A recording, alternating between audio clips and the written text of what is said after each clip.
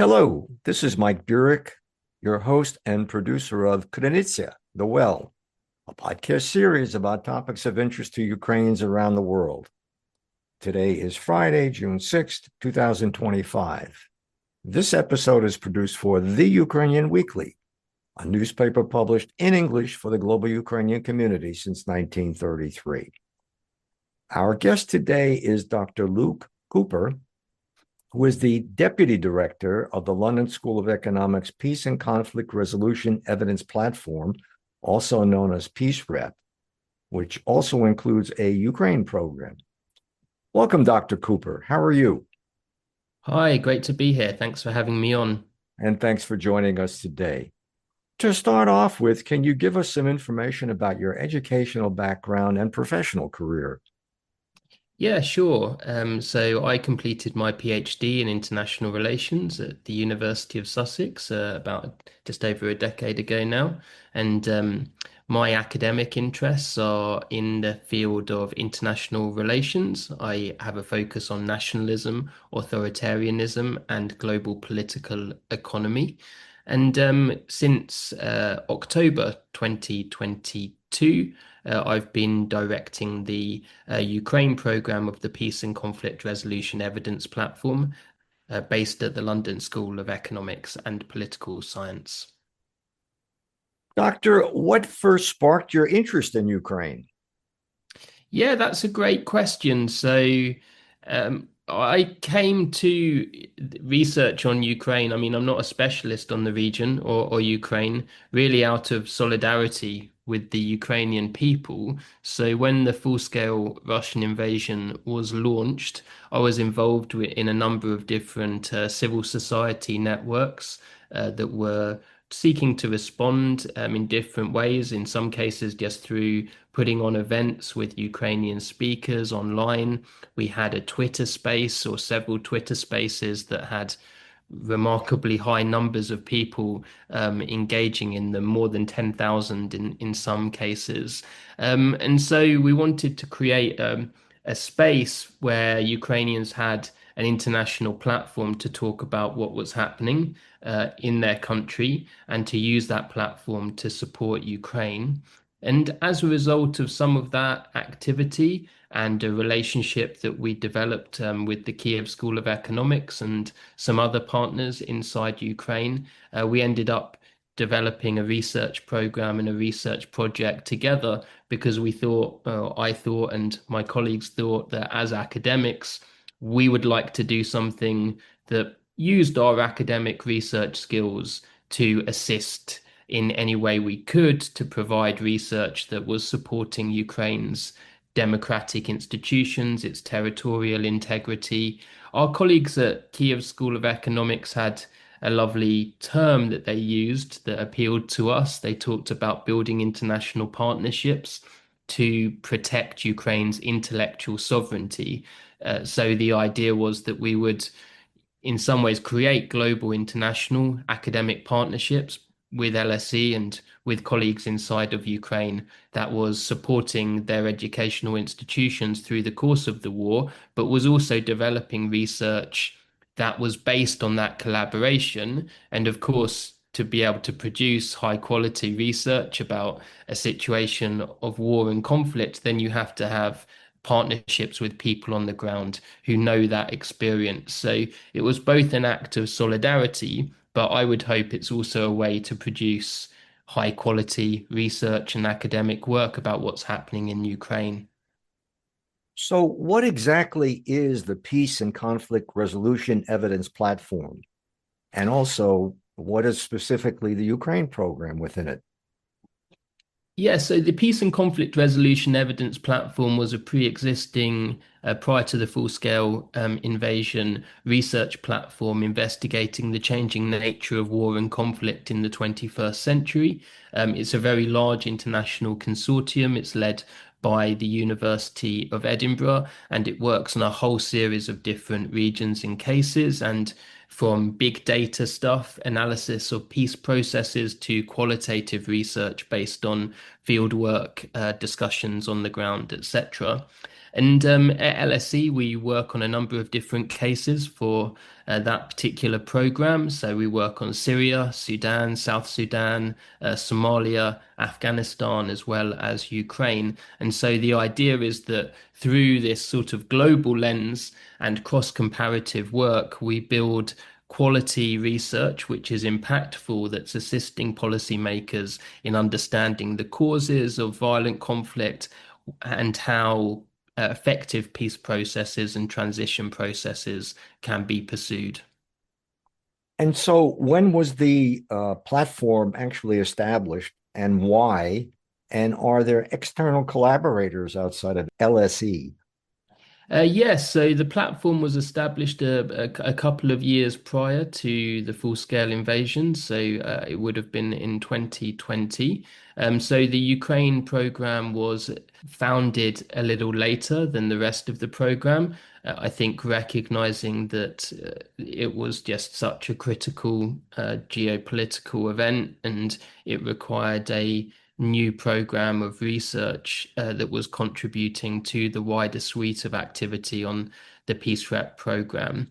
And so there were international collaborators, yeah, all over the world. I mean, it's quite a large program. So going from Myanmar to Iraq to Syria, where we LSE contribute, and a number of other different cases. So we sometimes have and costs allowing international conferences where we bring together that range of different expertise and experiences. Last year, we held an international conference in Istanbul where we brought civil society activists from across the world and Ukraine together to discuss their contexts and to discuss building and developing a research methodology that was based on collaborations between civil society and academic research institutions that really we see as a ingredient or mechanism to build effective knowledge about what's happening in those places. And you mentioned Kiev School of Economics. What is their role in this program? Yeah, so they're a partner of LSE inside Ukraine at the moment. They are running a research project for us where we have recruited about 120 activists, local researchers, we call them, who are engaged in their local communities. They're based in 40 different local territorial communities in Ukraine, and they provide data on what's happening locally through surveys and interviews with our research team at the KSE, and they look at economic conditions, security conditions, and local governance. Those are the three big themes. And we produce research reports. So distill together some of the perceptions of those local activists about what's happening on the ground.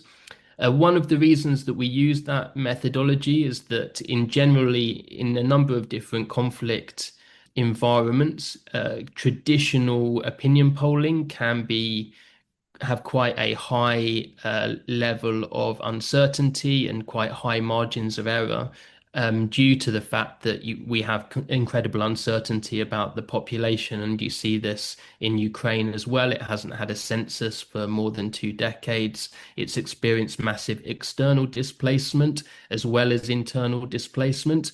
So getting a grip and understanding on what's happening can be really challenging. And so, one way of addressing that is to take expert informants, if you like, expert researchers at the local level who really understand their local conditions and entering into discussions with them about those conditions that are then fed back into the wider network. And what have been some of the key reports and research from the Ukraine program? And do you ever have any online webinar events to discuss your reports and research? Yeah, we do. We've had quite a number of different webinar and events. One sphere of activity where we've been collaborating again with the Kiev School of Economics is around the Ukraine Recovery Conference process. So this is a different research project to the one that I just described, and it's more based on macroeconomic data. But we've been feeding different research reports and analyses into the Ukraine recovery conference process, working with key stakeholders. And so, for those that don't know, the Ukraine Recovery Conference is an annual meeting of intergovernmental organizations and multilateral organizations and nation states that really brings together those who are in alliance with Ukraine and to discuss its economic needs, its reconstruction needs, and its governance reform over the longer term.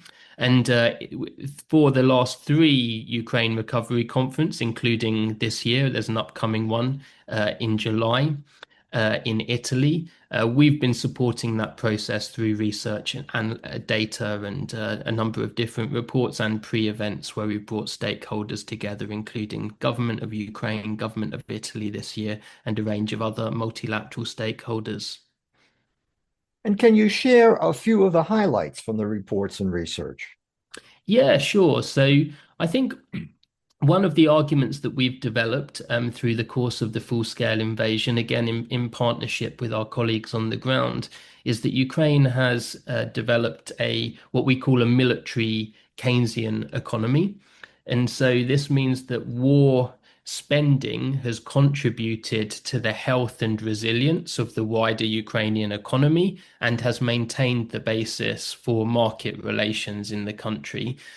So that injection of demand from government spending, a big increase in the government spending on wages through military recruitment, where military recruits are paid above average wages, large scale spending on military procurement and the military industrial complex has all supported demand in the Ukrainian economy, which is really crucial and has had this knock-on effect, driving a little bit of a consumption boom that has allowed Ukraine to recover its position and grow the economy after the severe economic collapse of 2022.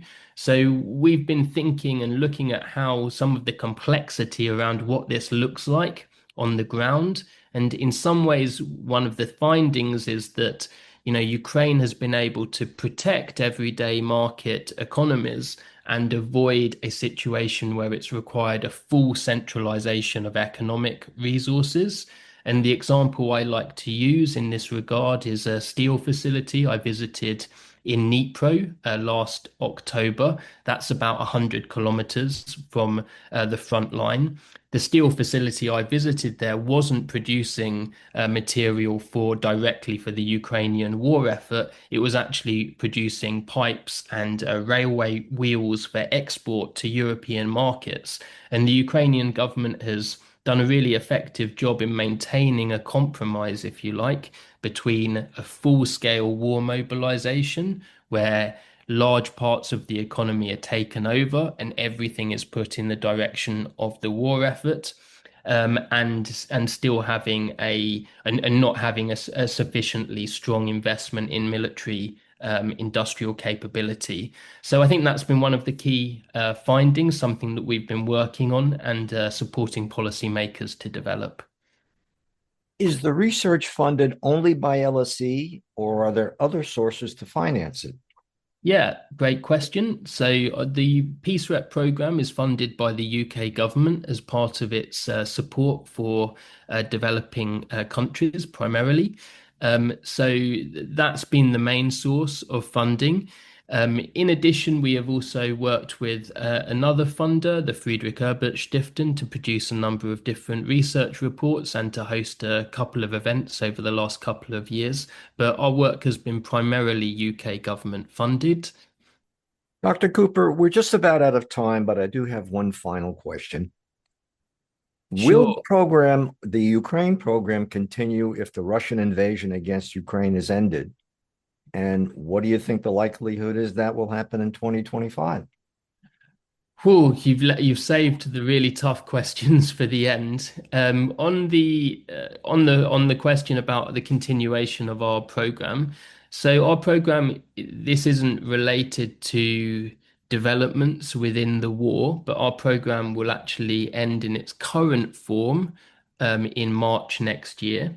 And that's when the PeaceRep program as a whole comes to an end. It was always due to come to an end. It was a finite program. We're now engaging in fundraising efforts and seeking new resources to maintain our program. And certainly, we will want to continue the work that we're doing on Ukraine with our Ukrainian partners, whatever happens in the war. If there was an end to the war in short order, some kind of ceasefire agreement, there would be enormous reconstruction challenges, and we would look to support that reconstruction effort and to study that transition from a situation of armed conflict to a situation of post-war recovery. It would also likely be, I'm afraid, a fragile ceasefire because of the nature of the Russian regime and its aggression towards Ukraine and the region. In terms of likelihood, well, that's the million-dollar question here, isn't it? Russia is fundamentally an autocratic system, so it's going to come down to the decision making of one individual and the ability of the Russian state to manage the trade-offs that the war is posing. In terms of our research, we have been doing a little bit of work on the Russian economy. It's not as granular and as in-depth and on the ground based as our work in Ukraine, where we're working with Ukrainian partners. So we have to acknowledge that we're looking at Russia from the outside in, and that, like everyone, it's a very challenging thing to analyze, lots of data gaps, lots of uncertainty, and so on. But the Russian economy is facing, I think, some fundraising challenges at the moment to support the war effort. The falling downturn in the oil price represents a potentially serious problem for the Russian economy. And in that sense, I would argue that the Russian regime does have some kind of interest in making a ceasefire agreement. Whether it will do so, I don't know. And if there was an economic crisis in Russia, that there may well be, if the oil price reaches a certain lower level that produces a shock in the financial system, then that will create a sharpening of the distributional conflict that the war poses for the Russian state. And so, in that environment, it doesn't mean that the war ends. It just means that there's a sharpening of the internal contradictions, and I imagine Putin would probably use any crisis, as he's used previous crisis, to try to further centralize his control over the Russian economy and over the Russian state and its people. Whether he would be successful in doing that, of course, is a political question and reflects the regime dynamics on the Russian side. Dr. Cooper, thank you so much for joining us today on Krynica. Thank you so much for having me. It's been a pleasure. I've been speaking with Dr. Luke Cooper, who is the Deputy Director of the London School of Economics Peace and Conflict Resolution Evidence Platform, also known as PeaceRep. And this program has a Ukraine program element to it. This episode has been produced for The Ukrainian Weekly, a newspaper published in English for the global Ukrainian community since 1933. I'm Mike Burek, your host and producer of Krynica. Until next time, that's all for now.